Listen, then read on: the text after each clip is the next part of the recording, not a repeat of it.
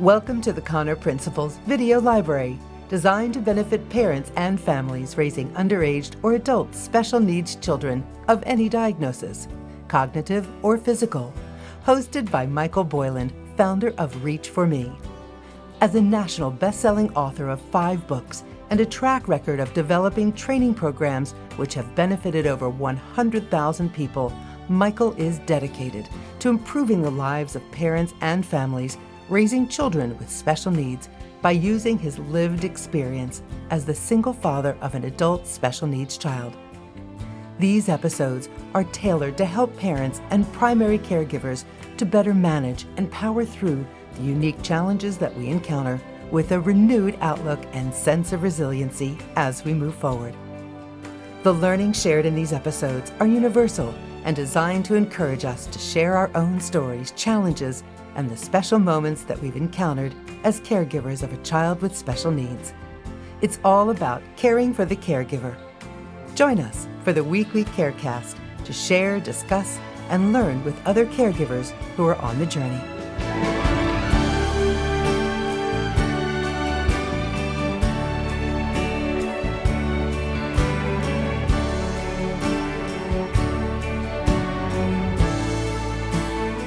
The title of episode number 16 is Connor Principle number 10, Embrace Your Child.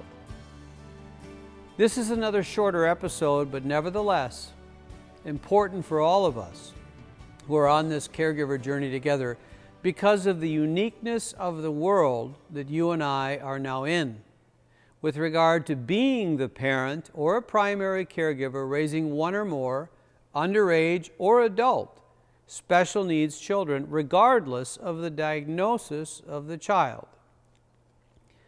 Now, to be very forthcoming, I've learned that this last important principle, called embrace your child, is really hard for some parents to do, based on the specifics of the diagnosis of their child or children, and how the diagnosis may have impacted their entire life as a result. Here's what I am referring to as we begin this very last principle together. Everyone gets surprises thrown at them during their lifetime. It is simply unavoidable. Some of them are small and relatively easy to deal with. Others are more significant, causing pain, anxiety, stress, and maybe a setback or two. But over a relatively short period of time, you learn to deal with the surprise or the disappointment, and you move through the experience to a better place, hopefully.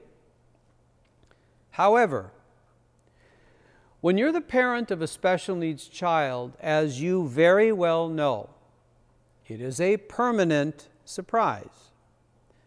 One that raises the bar on all sorts of emotions, some of them you never knew you even had. It can eclipse you. I have seen it happen with caregivers, including myself.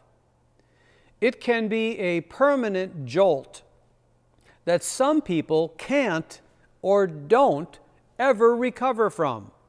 They simply can't get back on the horse of life. And this can become a serious issue for the caregiver and their family and their special needs children if it is not resolved or dealt with in some manner. In these kinds of situations, a huge level of resentment can come out toward the special needs child, or the family, or the spouse, or the significant other, none of whom deserve it. Therefore, instead of fostering resentment toward your special needs child because your world may now be turned totally upside down, I have learned to slow way down because it has helped me to better handle things myself. I have cut back on, or I have cut out any or all activities that add to the anxiety and the stresses of life, and I would encourage you to do the same thing. This helps embrace your children and learn from them at the same time. I am not trying to sound Pollyannish in any manner. Instead, this is what I have had to do to protect my own mental health, my own outlook, and my own well-being. So I speak from firsthand experience versus some out there philosopher or psychologist. If that sounds too rosy-colored for you, perhaps getting some professional help might be a solution. It could help you learn to calm down and get rid of the resentments toward life or toward whomever, and prepare you to experience the true power of what special needs children can teach all of us, although you might not be in a place where you are open to being taught anything from your special needs child or children at this time. And if that is okay, if that is your situation. However, please hear me right now. Do not push them away, because you may be resentful that your life might now be anxiety-ridden, overly stressful, way too complex, or overall just plain hard. It is not always going to be that way, and nor is it your special needs children's fault. Get some help with these legitimate feelings so that someday you can embrace your special needs child.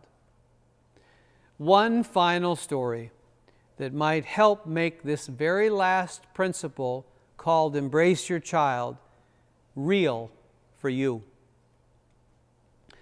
It was the fall of 2010, a busy school morning, and for whatever reason, I was irritated about not getting enough done regarding my own work due to all the things that I needed to do for my son. I was falling behind, and of course, for us taskmaster type A people, falling behind generally bothers us, as you know. I had dropped Connor off at school around 9:10 in the morning with his special ed teacher and headed back to my office to get some writing done and some phone calls made, hopefully. However, no sooner did I get rolling on my own work that his school called, saying that Connor was in the nurse's office, lying down, complaining of stomach pains, and that he wanted me to come get him from school. So I whipped up to the school, brought him home, checked his temperature, and put him down in his own bed to rest. However, about an hour later, he was still holding his stomach and crying. So, into Southdale Pediatrics we went to see his doctor, who astutely felt that it was his appendix that may be causing the problem. Being it was a Friday afternoon with no medical CT scanning gear in the medical office where we were, the doctor booked us into the emergency room at Children's Hospital in downtown Minneapolis. So, back in the Jeep we went. We flew down to Children's Hospital where they were waiting for us. We signed in and immediately went into prep for the CT scan of Connor's stomach. And sure enough, they felt that his appendix had already ruptured from what they could tell from the CT scan. Without a moment's notice, I was standing right in front of the anesthesiologist as he explained to me how they were going to put Connor to sleep due to his Williams syndrome diagnosis and his significant related heart issues with regard to his aortic stenosis. After I authorized all of that, the surgeon stepped forward, introduced himself, shared what the CT scan had showed and how he felt that we should proceed. These people were top-notch professionals. And Connor was a champ, as he gets very, very anxious about what he calls getting a pinch, which is his language for a shot, or 2 or 3, as was in this case, since they had several IVs that they had to administer to him. As I walked beside the hospital bed into the operating room, he was clenching my hand very tightly, even though he was halfway to sleep. Once in the operating room, they slid the mask over his face with the bubblegum scent that he had picked out. As they introduced the anesthesia into his own system, and wham, he was out like a light, something that always shakes me up.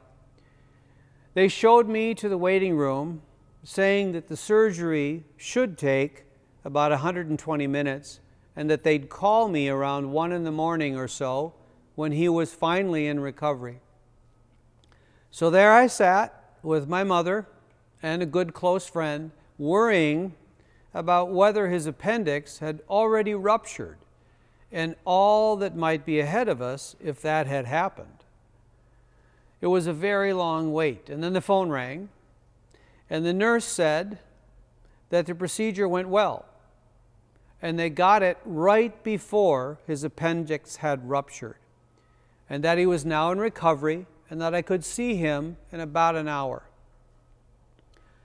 Now, as I entered the recovery room, there he was, already holding court with both of the nurses who were assigned to him, as he quickly found out that he could have whatever flavor popsicles that he wanted, one right after another, within reason, of course, which means nothing to Connor other than, oh, I can have 100 if I want.